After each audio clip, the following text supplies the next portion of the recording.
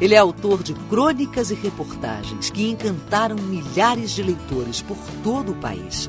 Seus livros pensam e discutem o Brasil de hoje. Está começando Impressões do Brasil.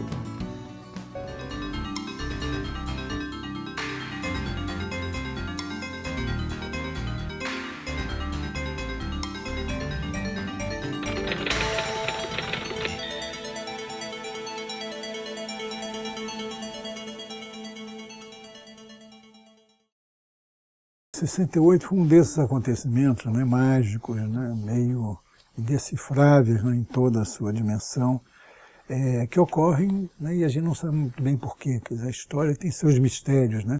Eu cheguei a fazer uma aposta com dois amigos meus, né, na época do Jornal do Brasil, a aposta que para cada edição eu pagaria uma garrafa de uísque, um jantar, porque eu achava que não ia passar da primeira edição, e o livro está na 44ª ou 5ª, sei lá qual edição, mas eu também nunca paguei essa aposta. Aos 81 anos, Zuenir Ventura não para. Entre feiras literárias e palestras por todo o país, assina 2 colunas semanais em jornais e revistas. Ventura trabalhou como repórter, redator e editor em vários órgãos da imprensa brasileira.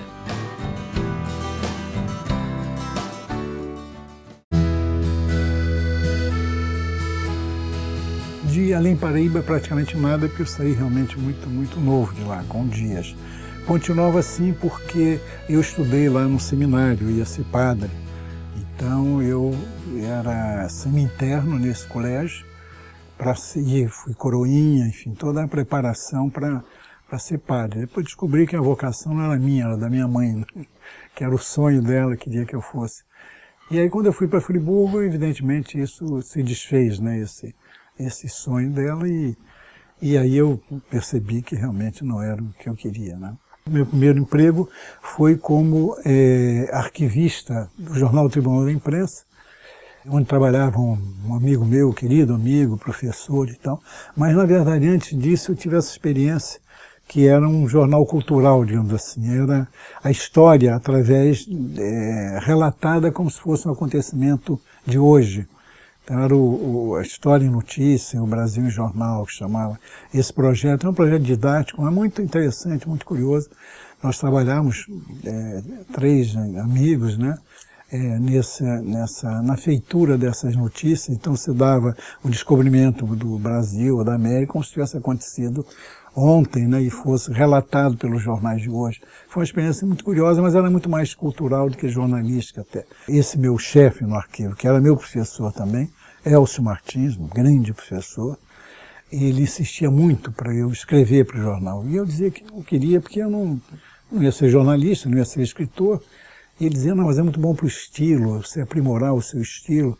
Eu dizia, mas que eu quero estilo se eu não vou ser, eu só pensava em ser professor, né? Que é o que eu gostava de fazer.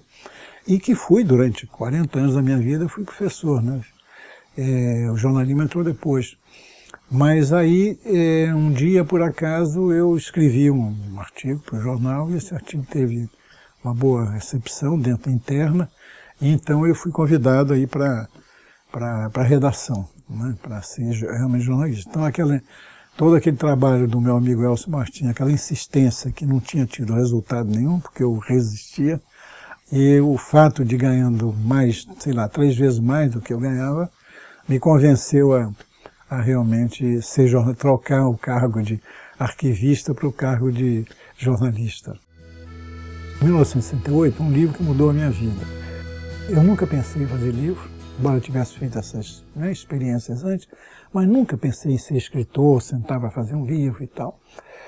Fiz um livro achando que o livro não ia acontecer nada com ele. Eu cheguei a fazer uma aposta com 2 amigos meus, né, na época do Jornal do Brasil, a aposta que para cada edição eu pagaria uma garrafa de uísque, um jantar, porque eu achava que não ia passar da primeira edição, e o livro está na 44ª ou 5ª, sei lá qual edição, mas eu também nunca paguei essa aposta. Então, esse livro, a partir desse livro, eu não podia mais ter desculpa. Quando, né, veio a segunda proposta de escrever um livro, eu não podia dizer, não, não quero, não vou fazer e tal, né? Não tinha muito opção, né? E aí foi assim que eu digo que ele mudou a minha vida. 68 foi um desses acontecimentos, né, mágicos, né, meio indecifráveis, né, em toda a sua dimensão, que ocorrem, né, e a gente não sabe muito bem porquê. Quer dizer, a história tem seus mistérios, né? E esse foi um deles, quer dizer, o ano de 1968, e não só, você falou na França, mas foi aqui, foi na França, foi nos Estados Unidos, foi no México, foi na Itália, em todos os países praticamente. Esse ano foi um ano muito especial, né? Um ano com características assim, muito próprias, algumas características comuns, né? A coisa, por exemplo, do jovem, né? O jovem deixando o cabelo crescer, né? A trilha sonora é praticamente a mesma, né? Em todos os países. Havia pontos assim, muito incomum, né? E é uma sincronia que ninguém explica até hoje, né? Uma sintonia, uma sincronia difícil de explicar por que naquele momento, naquele ano, aconteceram aquelas coisas assim, né? Desse jeito que aconteciam, parecidas entre si e tal. E com a especificidade, por exemplo, no Brasil tinha ditadura, né? Na França não tinha, nem em outros países também não tinha, nos Estados Unidos. Mas, enfim, fora isso, eles falavam da mesma maneira, né? Se vestiam do mesmo jeito e cantavam as mesmas músicas, né? O que mais, né, me impressionava em 68, daqui e o de Paris, por exemplo, foi, na verdade, a revolução que fez no comportamento. Era uma geração que queria fazer uma revolução política, na verdade fez uma revolução dos costumes, né? Os costumes sexuais, né, o comportamento, foi realmente uma mudança. Agora, o mais curioso é que eu realmente tinha estado em Paris em 1960. Em 68, eu acompanhei aqui o início do que seria, né, o movimento 68. Eu praticamente presenciei a morte do estudante Edson Luiz, que foi o ponto de partida das manifestações populares, né, e tal. E depois eu fui de férias para Paris, o jornal, a revista, nessa altura eu estava trabalhando na revista Visão, me deu uma viagem de férias, e lá, quando eu estava lá, estourou o movimento de lanterna, né? Quer dizer, o movimento. E isso até me criou depois muito problema. Quando eu fui preso, o coronel, dizia o seguinte: não, mas você estava aqui no enterro do Edson Luiz, que trabalhava perto de onde ele morreu, que era o restaurante do Calabouço e tal. E a gente acompanhou, Ziraldo, eu, Washington Novaes, o corpo até a Assembleia. E, enfim, aí ficamos lá assistindo, vendo. A cidade parou, foi assim, um trauma, né, muito grande para a cidade. E depois eu fui, e lá estourou. Então, na cabeça dele, quer dizer, e havia muito essa coisa paranoica, né, dos militares achavam que o movimento aqui era um movimento guiado lá de fora, né, enfim, havia o ouro e o olho de Moscou em tudo e tal. Achava que eu era uma personagem importante nessa história, que estava aqui e depois fui para lá, como se eu tivesse tido alguma ligação. Então, me criou realmente esse grande problema de explicar para ele que tinha sido absoluta coincidência, né?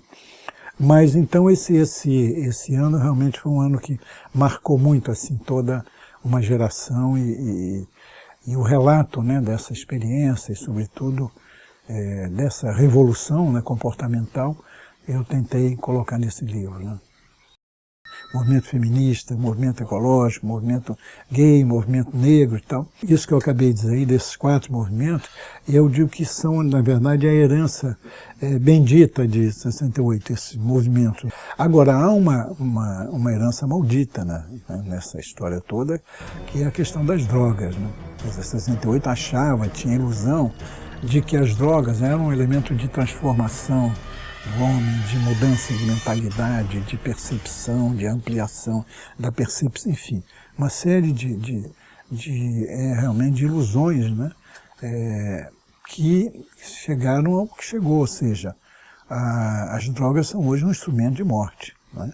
Foram, né, apropriadas pelo narcotráfico, né, pelas, enfim, quadrilhas e tal, e hoje realmente não tem nada a ver com aquela ideia que se fazia do LSD, é um instrumento realmente de morte. E uma das questões que ficaram do século XX, né, para ser resolvida, a gente não sabe até hoje como resolver. Essa coisa de combater as drogas através de uma guerra, isso é uma ideia do governo Nixon, da guerra contra as drogas, como se fosse possível, né, você combater dando tiro de canhão, né, combater esse vício, esse negócio, dando tiro de canhão.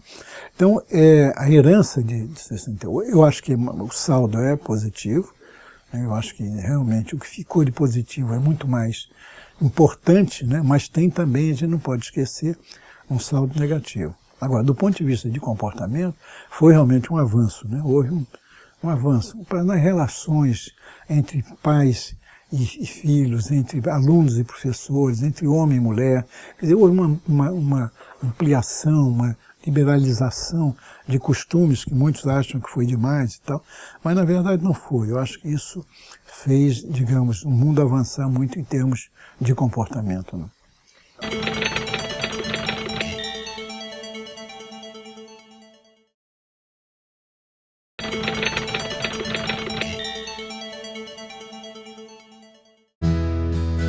Eu tenho 2 colunas, né, por semana no Globo. Eu faço, quer dizer, 2 crônicas ou 2 artigos, enfim.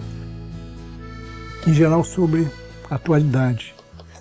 Isso é difícil até, por exemplo, a gente pergunta, não impede assim, procurando uma receita, como é que se faz uma crônica, como é que se faz um artigo, como é que qual o problema? O problema maior é do assunto, né? A gente vive atormentado pela falta de assunto. Quando se diz assim, mal de coluna, não é da coluna cervical, é de falta de assunto você escrever a sua coluna, né? Porque no momento que você descobre o assunto, você realmente pelo menos para mim é mais fácil escrever. Mas a falta de assunto teve um grande, talvez o nosso maior cronista, né, que foi o Rubem Braga, que se quase que imortalizou pelas crônicas sobre a falta de assunto. O Manuel Bandeira, o poeta Manuel Bandeira, dizia que as melhores crônicas do Rubem Braga eram sobre a falta de assunto. Quer dizer, ele, quando escrevia, nem isso a gente pode fazer mais, porque ele já fez todas as crônicas geniais e tal. Mas eu acho o seguinte, que para mim, por exemplo, é a atualidade, quer dizer, o acontecimento, aquilo que me bate de uma forma, sabe, que é uma coisa muito, quase que sensorial, porque o cronista trabalha muito com os olhos, né? Você muito observação, mais do que cabeça e tal. Então eu diria que eu procuro apreender, nem sempre, né, explicar, porque às vezes eu também não entendo, e às vezes eu falo da própria perplexidade, né, eu tenho crônicas minhas que são sobre, olha, eu não estou entendendo o que está acontecendo, entendeu? E aí expõe a minha ignorância, a minha perplexidade, o que deve irritar o leitor, porque ele está lendo para buscar também uma resposta, né, e às vezes eu dou perguntas, né, questões e não respostas. Mas eu acho que é dessa maneira, né, você trabalha muito com a sensibilidade, com o feeling, né, daí tem um acontecimento que chama mais a sua atenção. É engraçado que essa escolha, ela não é uma escolha racional. Quer dizer, você disser o seguinte, o que você vai escrever, né, semana que vem, né? Eu não sei, provavelmente pode ser que saiba, às vezes, alguns temas, né, já, mas em geral surge lendo o jornal, surge andando na rua, surge ouvindo um programa de televisão, surge e se impõe. E esse tema realmente ele vem e ele se impõe. E você está escrevendo sobre ele sem ter tido, né, nenhuma preparação, nenhuma. Então é uma coisa misteriosa, como é misteriosa a criação literária, a criação é sempre um processo assim que a gente não sabe explicar muito bem, né? A minha única rotina que eu tenho que se repete todo dia é andar na praia de manhã, né? Fazer a minha caminhada. E eu costumo dizer, se algum dia eu tive alguma boa ideia, foi caminhando na praia. Exatamente porque não é para o físico que eu faço, é para a cabeça. Tem a chamada endorfina, né, que dá uma certa excitação e tal. E é verdade, eu saio, às vezes eu vou muito frequentemente, eu vou andar sem saber o que eu vou escrever, por exemplo, né, para a minha coluna, para a minha crônica e tal. E volto, aí sento e, quer dizer, antes do computador, eu tenho o meu processo muito curioso, porque eu gosto muito de escrever à mão. Eu escrevo, eu tenho até, Flávio, me dá um caderno aí que eu vou mostrar. Vale a pena, as pessoas não entendem, não acreditam muito que possa acontecer isso hoje. Quando você tem um computador, eu uso o computador, mas eu escrevo antes em caderno. Eu não vivo sem esse caderno. Esses são cadernos infantis, né? O mico é esse, né? Que é caderno infantil. Mas eu preciso escrever à mão. É fundamental. Às vezes eu faço todo o meu. E livro também. Então eu tenho uma coleção de cadernos. Escrevo antes do livro, depois passo para o computador. Dificilmente, a primeira escrita é aqui. com a caneta Bic e tal, direitinho, escrevendo. Então é um pouco, né, atípico essa minha... Tem gente que trabalha, dialoga e fala com o computador, né? Fica ali, não consegue pensar sem o computador. Eu tenho colegas que não consigo pensar fora do computador. Eu não consigo pensar sem o meu caderno. Esse, por exemplo, foi de Nova York, que era comprado, levado para lá para fazer minhas anotações. Então, assim, aí venho, quer dizer, não tenho uma rotina. Saio para, né, ir ao cinema, para ir ver alguma coisa, ver um amigo, jantar com um amigo, e passo, acho, grande parte do meu dia aqui. Quer dizer, volto, eu acordo cedo, eu sou daqueles que eu durmo tarde e acordo cedo. Mas, em compensação, depois do almoço eu fico imprestável, tenho que dormir depois do almoço um pouco, né? E passo a maior parte do tempo aqui dentro. E não é uma clausura, não é uma coisa, pode parecer, porque o espaço não é muito grande, cercado de livros, mas é a minha vida, essa vida aliás, da qual eu não tenho que reclamar nada. Dou muito lugar à inspiração. Eu acho que, sabe, essa coisa que o jornalismo é transpiração, não é? 90% transpiração e 10% de inspiração. Não, eu acho que é preciso, você tem o efeito da inspiração. Eu acho que em qualquer atividade, você pode estar mais bem ou não inspirado. Há dias em que você acorda mais inteligente, né? Quer dizer, não é que você acorda mais inteligente, você acorda com melhor inspiração e tal. Preciso para qualquer coisa, para escrever. Agora, o caso da inspiração não significa, pode às vezes significar imaginação, né? De você fazer. Tem um livro meu sobre inveja que eu misturo a ficção com realidade, é todo realmente misturado. 68 não, 68, na época que saiu, algumas pessoas fizeram crítica até, disseram, não, o livro parece um romance e tal. Eu respondi dizendo, é um romance sem ficção, porque realmente a técnica que eu usei, a estrutura narrativa, ela pega muitos elementos da ficção, do romance, né? Eu acho que isso é legítimo, esse empréstimo. Mas não tem um diálogo, não tem nada ali que não tivesse ocorrido. Jornalismo, você trabalha com a realidade, trabalha com fatos reais. E na ficção, quer dizer, no romance, você trabalha com a mentira, com a imaginação, com a invenção, né? Então é isso. Agora, eu defendo a tese de que a inspiração é fundamental. É fundamental, acho que sem ela você empobrece o que você faz. E não só na escrita, eu acho que em tudo, né? O jogador de futebol tem dia que está mais inspirado, né, do que em outros dias, né? Então, eu acho que eu defendo a tese de que há lugar para inspiração. E como há, mais do que para a tua inspiração. Eu trabalhava no Jornal Brasil, e o diretor do Jornal Brasil, o Marcos Correia e o Flávio Pinheiro também, os dois, resolveram que eu iria para a Amazônia fazer uma série de reportagens na Amazônia. Foi um mês depois da morte de Chico Mendes. Eu resisti, porque eu ainda brinquei, eu detesto floresta, eu tenho medo de cobra, quer dizer, eu não gosto de mosquito, enfim, então não... Mas eu acabei indo, e aí fiz uma série de 8 ou 9 reportagens, foram publicadas no Jornal Brasil. Na época, o Luiz Schwartz, da Companhia das Letras, que já tinha editado Cidade Partida, quis publicar em livro. Aí eu falei, não, porque o 68 estava na lista de best-seller. Aí falei, pô, eu vou pegar carona, né? Vai parecer que eu estou pegando carona no sucesso do outro. Eu falei, não, tal, não quis. 15 anos depois eu encontrei com ele e falou, olha, eu lancei uma coleção chamada Jornalismo Literário e eu queria lançar o Chico Mendes. Agora não tem mais desculpa. Então, aí eu falei, pô, mas então vou fazer o seguinte, eu quero então voltar ao Acre, porque então vai ficar uma coisa meio recantada e tal. Aí voltei ao Acre e revisitei personagens e todo aquele Acre que eu tinha conhecido, né, 15 anos antes, logo depois da morte de Chico Mendes. Foi também um livro, quando eu disse que havia 2 livros, que tinham mexido, né, com a minha cabeça e tal, foi esse, eu também não conhecia nada do Acre, mal conhecia o Chico Mendes, quer dizer, o que representava o Chico Mendes, como aliás quase todo o Brasil, né, ele foi conhecido depois de morto, né. E foi também uma descoberta, né, a descoberta do Acre e descoberta desse que eu chamo de protomártir da causa ambiental, né. É uma daquelas figuras que o país custa tanto a fazer, né, que é um herói, né, e mata, né. logo depois.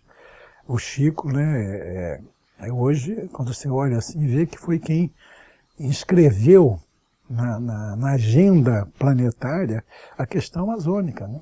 Quer dizer, ele que fez isso, quer dizer, ele é atualíssimo hoje. Enfim, então, eu descobri isso já depois de velho, como jornalista. Foi realmente uma coisa, um trabalho que me deu muita satisfação, né?